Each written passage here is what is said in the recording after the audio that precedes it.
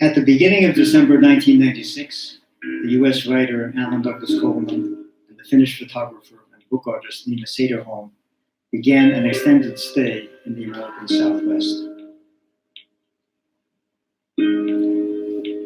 This topographically and culturally distinctive region of the United States is as different from the densely populated urban industrial context of the East Coast, where Coleman lives and works, as it is from the forests and lakes and icebound winters of Sederholm's native land. Each thus underwent the process of adaptation to a radically unfamiliar space, life, climate, and cultural mix.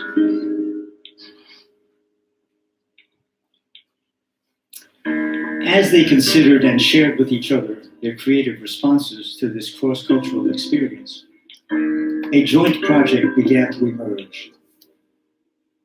Sederholm photographed male and female nudes and the distinctive southwestern topography toward the production of a series of 30 resonant, toned, monochrome photomontages. Coleman commenced writing autobiographical poetry, short fiction, and creative nonfiction on southwestern themes. They invited Finnish composer Mikko Hassinen to add a musical score to the mix. The resulting collaboration bears the title Spine. By turns calm and ominous, joyous and melancholy, intimate and lonely, it constitutes a meditation on the survival of the human spirit in overwhelming solitude, the ultimate isolation of the individual psyche in the vastness of the enduring, timeless desert landscape.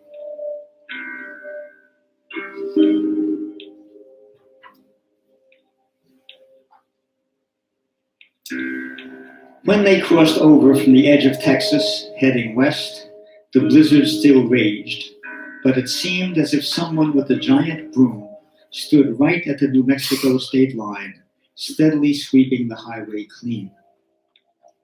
After spending the full morning inching along in thirst, they began to make time at last, eventually pulling out of the final flurries of snow into sudden sunlight.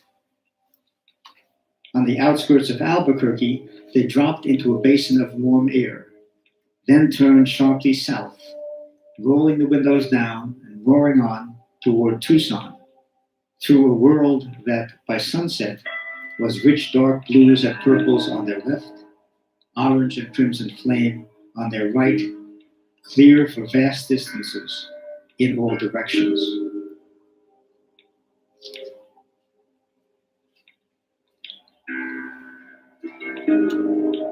Outside Amarillo, pissing on the snow halfway to Tucumcari, jackknifed semis strewn like roadkill in the whining wind. Sleet pelts my neck. My cock feels safe and warm in my familiar hand.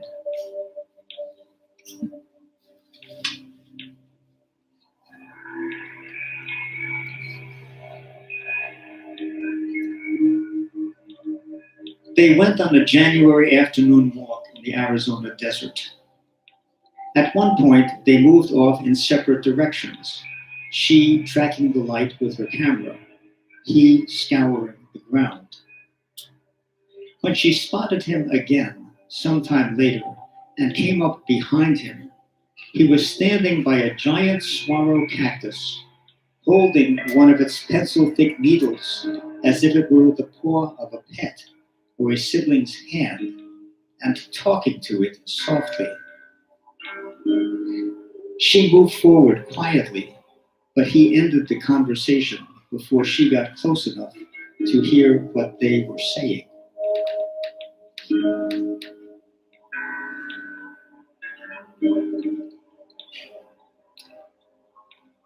The succubus came to him again in the night, all pinks and creams and golden down and slow-eyed heat. Reclining on a stainless steel cart, she wore protective boots and a technician's lamp smock with nothing on underneath. He didn't know how he'd come to this crisp, fluorescent corridor in some unspecific scientific enterprise. "They'll see us," she giggled, nodding toward some out-of-focus figures far down the hall as he came kissing close. Her eyes pulled him forward, but her knees thrust him suddenly back through a curtain into a dark, undefined space where, in a whisper, she commanded him to wait. Upon her return, she promised, it would be better than anything he could have imagined.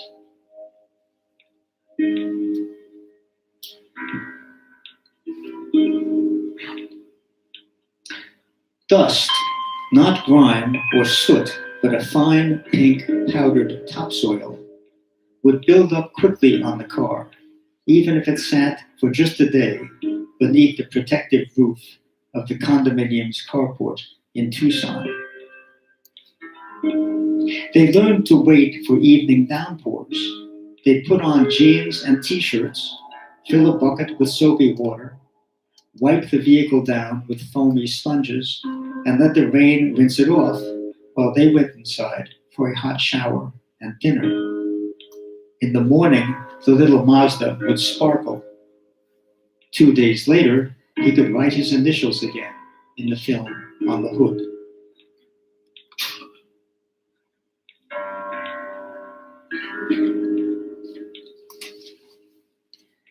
Dream poem.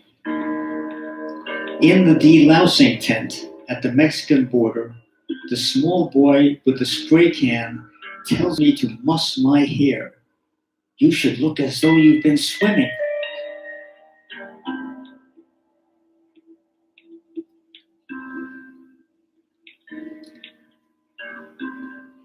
His first time in Taos, July of 1962, he'd stayed at the only hotel on the small plaza of the sleepy little town. Wandering the cool corridors during the siesta hours, he had passed an open door where the hotel's owner was drinking and making out with the establishment's 2 hookers. They'd waved the shy boy in, plied him with his first tequilas, teased and flirted with him a while. Then the girls left to go about their business, and the proprietor turned avuncular. He led the boy down to a locked room off the lobby, its walls hung in dark velvet and illuminated like a chapel. Dozens of paintings by D.H. Lawrence occupied the space, sensuous and playful, quite accomplished, nothing like what he'd have expected from reading the prose. This evidence that writers could express themselves in other ways entirely would prove useful to him later on.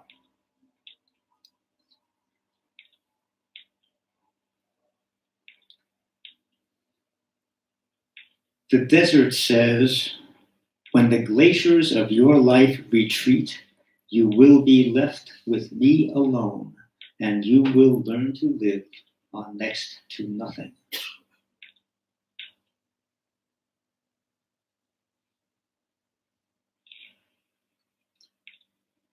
Young and drunk, alone and maudlin in his cheap hotel room in Taos that summer, just a year and some months before the world changed forever for the worse, he had written, I will get some sleep and then I will wake up, wash my face, brush my teeth, put on a clean shirt, and go out to supper. After that, I will take a long walk through the hills in the sunset, looking at the purple mountains and the silver clouds, which were undoubtedly painted by El Greco. And I will whistle birds confirmation, and I will not be afraid of death. Sometime later, I will see if perhaps it is possible to create without destroying. A lifetime later, in the early months of 1997, he got to walk again in more than one New Mexico sunset, and in sunrises and noons soaked with astonishing light and color across Arizona and Texas too. He did not fear death and managed a fair amount of creating with a minimum of damage. But some infection, long since healed, had scarred the mucous membrane of his cheeks and then moved on, taking with it his ability to whistle. He hummed instead.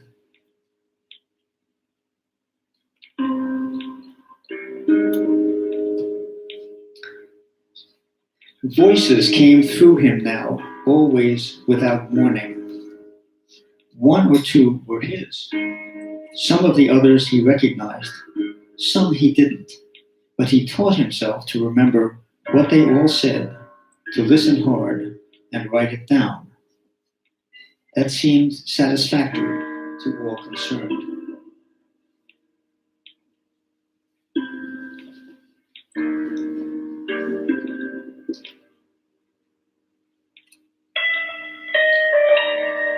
Working at an archaeological dig near the banks of the Rio Grande that summer of '62, he had helped to uncover what turned out to be the oldest known European settlement in the New World.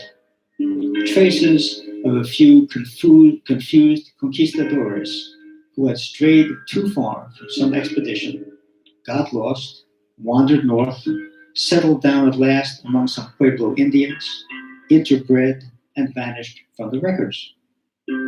It didn't seem like much to him, but it was considered important enough a find to make Time magazine. For obscure motives, he carried home by bus to New York City several bags loaded with Pueblo potsherds that no one else at the site thought worth saving. 30 years later, they'd crossed the country with him, coast to coast, another 2 times, and sat in the same, now crumbling paper bags in his basement behind the boiler. He knew there was something he was supposed to do with them. Just what that might be hadn't yet come to him.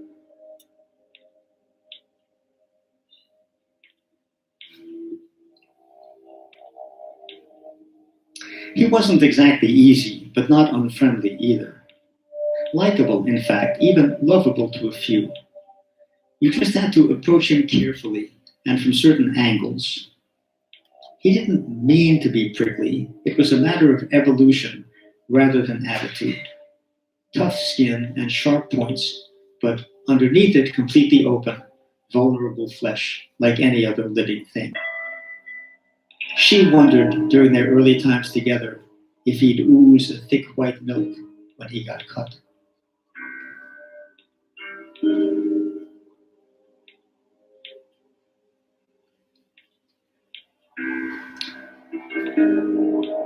The little Chicana with the big heart had driven him with her mother to the cemetery to visit the grave of her mother's husband, her father.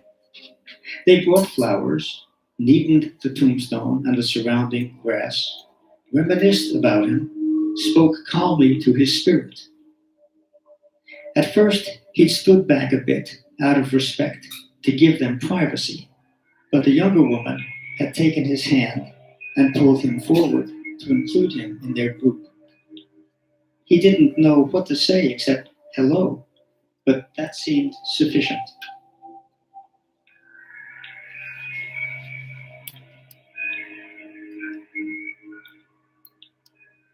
On El Dia de los Muertos, he knew, they would come here with a boombox and a picnic basket to spend time in the company of the souls that had preceded them, in joy and celebration.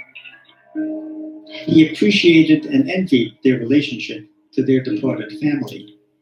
It saddened him to realize that he had no dead so far with whom he'd care to party.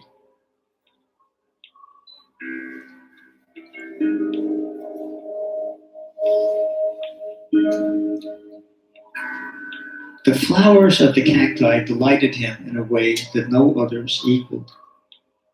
They seemed a proclamation of triumph, a spiritual affirmation from these plants, an assertion that even in this unpromising aridity, one could survive and find sufficiency and more, enough to call a bounty, express in waxy beauty, and share for the sheer exuberant pleasure of it. Pure, hard-won joy in vegetable form.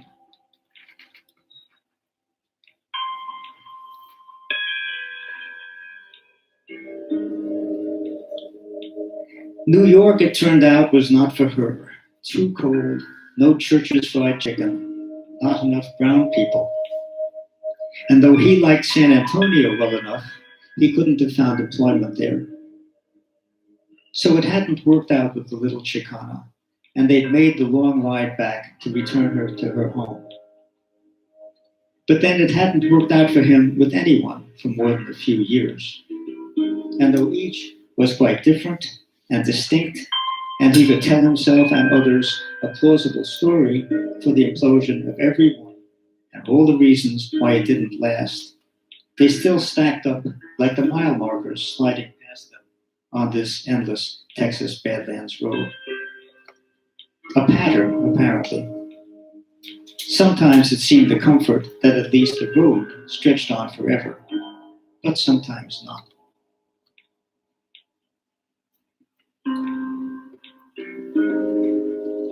He loved the dark, slightly smoky, slightly ominous flavor of mezcal. It was one of the liquors he could take straight and in whatever quantity he chose, without hangover or other repercussions. With these preferred tipples, tequila, bourbon, vodka, cognac with the others, he woke stone sober and clear-minded around 2 a.m., drank a glass of water, and returned to bed for deep, clear sleep. Mezcal was the darkest of them all, a drink for brooding over, and though he rarely drank alone, beyond the occasional post-work cocktail, he'd sometimes spend an evening letting that particular alcohol take him away. He especially enjoyed doing that when he'd gotten down near the bottom of the bottle, since it meant he'd get to eat the worm, the mezcal worm that infests the plant and whose preserved body authenticates the drink. In fact, he often bought the cheaper, more rot-gut brand, Dos Gusanos, because, as its name implies, it offered 2 worms instead of the usual 1. 2 experiences of that outer crunch and the inner mush. It tasted like the desert and death. He had some ideas about the woman he was looking for. He could visualize her approximate size and her shape. He thought she might play the harmonica. That would be a big plus. He was pretty sure she'd insist on eating the second worm.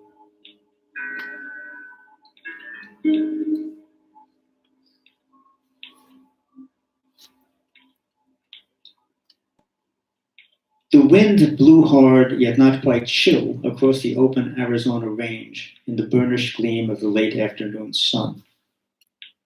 At his request, she stopped the car on the shoulder of the 2-lane blacktop to watch the tumbleweeds whirl across the dry brown stubble of last summer's crop of hay.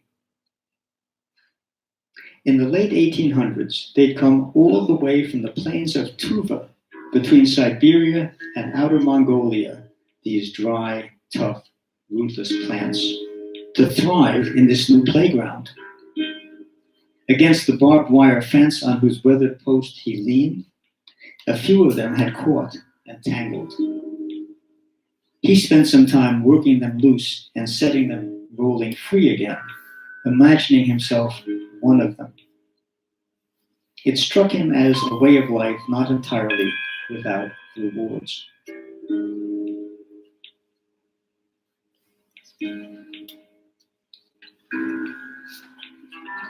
Panhandle. Sometimes it gets so large out here that you can plainly see just how someone could saddle up at night and race on off into the empty, shooting at the stars. And when we all tracked them down a few days later, sprawled in that ravine, clearly there was nothing for it, after much palaver, but to put them both out of their misery. The horse nigh dead, all busted up. The man still breathing, but plumb useless in his head, and not about to mend any time soon.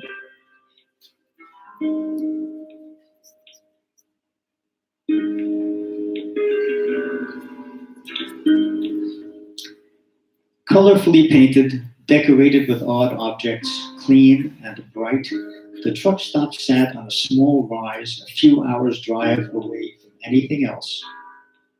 A gas station, a general store, a little chapel, a few houses clustered around it on both sides of the highway.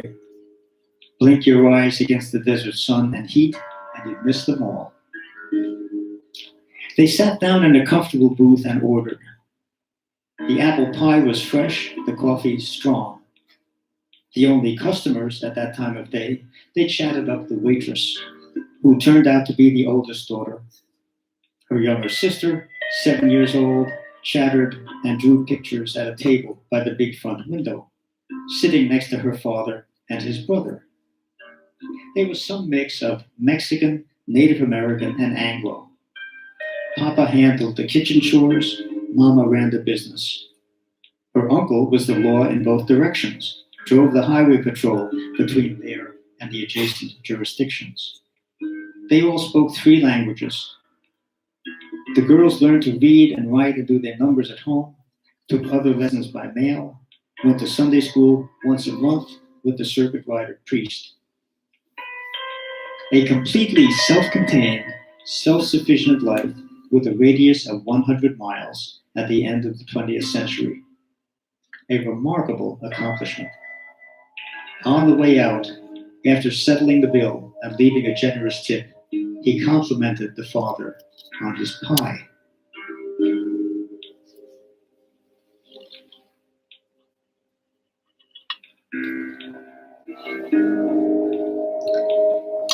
In that climate, in that space, in that light, certain things seem to dissipate, others to condense. He'd have a hard time holding a grudge there, he felt, but loneliness would stay always at his side.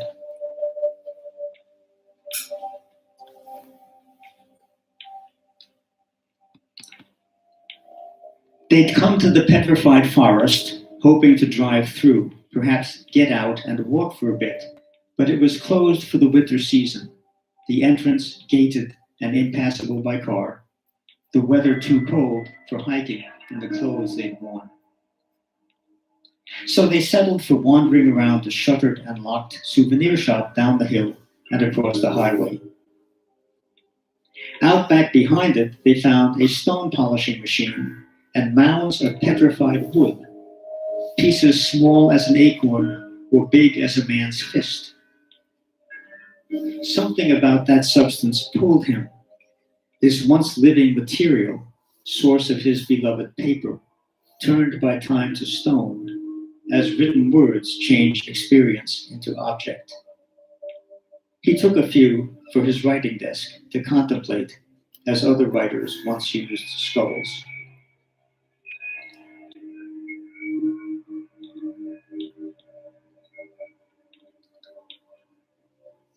He'd assumed all Brujas manifested wisdom, but the one who appeared to him displayed only that look of wisdom which comes with age, not its substance. She had kindness and affection and a certain sense of loyalty, though much more limited than his.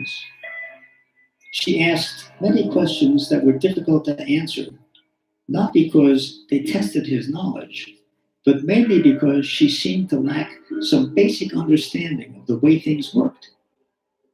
In fact, she expected him to be her teacher, which he found entirely confusing.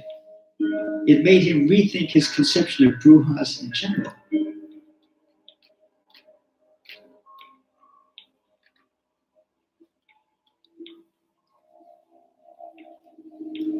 Whatever happens, for Keith McElroy. Deluge of sunlight on the big empty, sharp hills wear shades of cloud like morning garb. In the dark theater, a teacher draws Ganesh again and again, keeping in touch with his dear dead son. I sit behind him, hoarding no answers, holding no questions, expecting only whatever happens.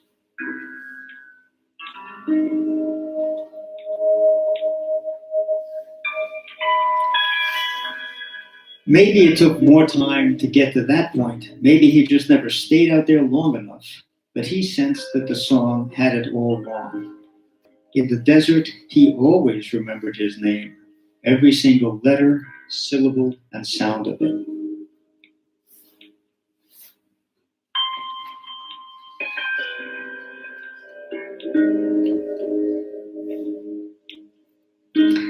He'd driven Texas once in the winter, late '67, in what seemed another life entirely, a brief stint as a textbook salesman. Finding himself in San Antonio the morning after a light snowfall, the city's first in 20 years, he sat in a hotel's coffee shop over breakfast, watching out the window as inexperienced Sunbelt drivers skidded and crashed into each other at 10 miles per hour. Due north, where he was heading, it had snowed more heavily, then thawed, then frozen, the highway now a solid sheet of ice. With 2 prospects to visit and an evening plane to catch almost 400 miles away, he'd have to average about 65 to make it, or spend another night in another stale motel. Buckling himself into the rented coupe with its power controls, he told himself the cardinal rule: don't ever touch the brakes. He stuck to it even when passing a shuddering semi on a short bridge barely wide enough for 2 cars. Only once did he forget. Mesmerized by the all-white landscape, he missed a turnoff to the east on the Arrow Straight Road and tapped the brake pedal without thinking. Skidding, tires squealing, the car spun completely around twice. He steered with it until it stopped, facing back toward the turnoff. There'd been no cars behind him, none ahead. In fact, there was nothing but ice as far as he could see. It might have been Antarctica. Giving it the gas, he set off again. 15 minutes later, the adrenaline rush hit. He pulled over to the side till his heart stopped pounding. A few hours later, he made his second appointment and then ran onto his flight home.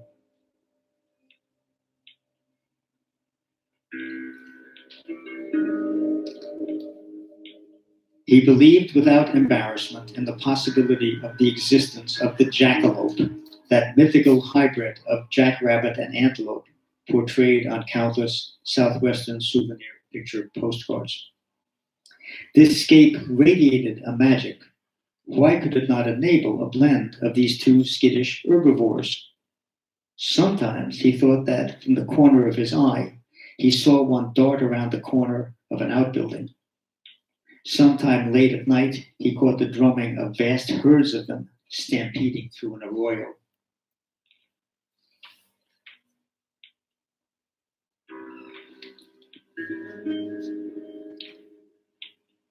He could understand how the mystics and shamans might lose themselves here in a landscape with its structure entirely revealed, like a lean body peeled down to its muscles, or a man's beardless face, all carved planes and chiseled hollows. A place where you could sustain no disguises and hide only in plain sight, leaving absolute self-control as the only tool available with which to keep anything secret.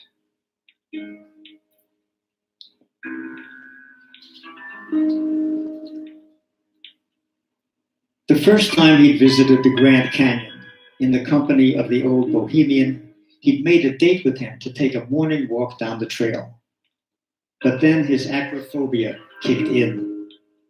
He'd thought that perhaps this chasm in the earth wouldn't activate it.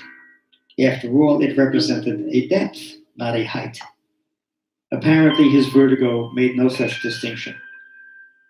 Walking toward the footpath, he found himself slowing, then coming to a sudden halt as dread overcame him. He could look out at and across that spectacular beauty, but couldn't find a place within it to occupy safely. Reluctantly, he waved the white-haired eccentric on and sat down on a bench to contemplate the vista and wait for his return. The second time, some years later, with her coaxing, he was able to bring himself to stand on the upper edge and look over and down. She took some photos of him there as if to prove that he'd come that far. At that rate, he figured, it would take him several hundred years to make it to the bottom. He consoled himself by thinking that at least he was progressing faster than the waters that had eaten through these rocks. But then he remembered that he didn't have nearly as much time at his disposal as they did.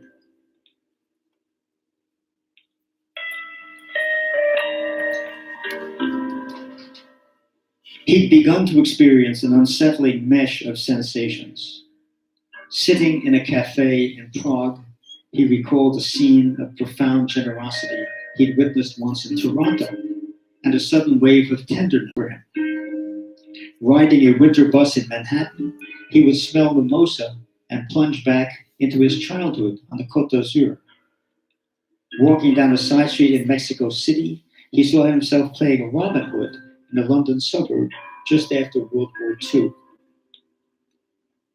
Now he stood in a Hopi cliff dwelling in Arizona, looking down at a grove of trees in a river's bend, and heard the faint yoiking of Lap reindeer herdsmen. It felt as if he knew no one culture to call his own anymore, but had somehow parceled himself out to them all, and they were all simultaneously calling his name. He was ready to go. He kept a suitcase packed up under his bed.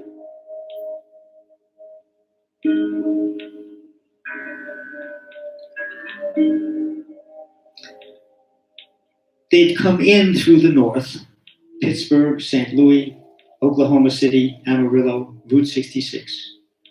Heading back, they drove south and east. Texas went on forever as they left the West behind. He felt the true vastness of the continent for the first time, the sheer space of it, not inexhaustible perhaps, but still nowhere near filled up. That perception seemed to clear some congestion in his spirit that he carried for years, never realizing it until he felt it evaporate somewhere on the far side of Houston. The memory of this expansive spareness helped him accept the lush, baroque, almost oppressive vegetation of Louisiana and then Mississippi. In less than a day, they rolled from a topography of the necessary bare minimum into a landscape of the flamboyantly excessive.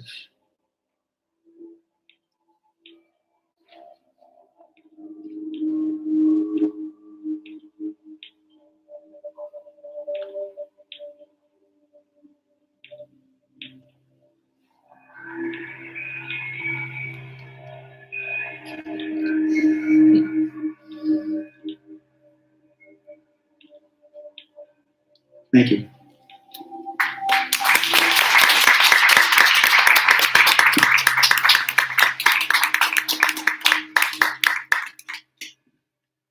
Thank you very much about this evening. And this is Finnish. Huomenna on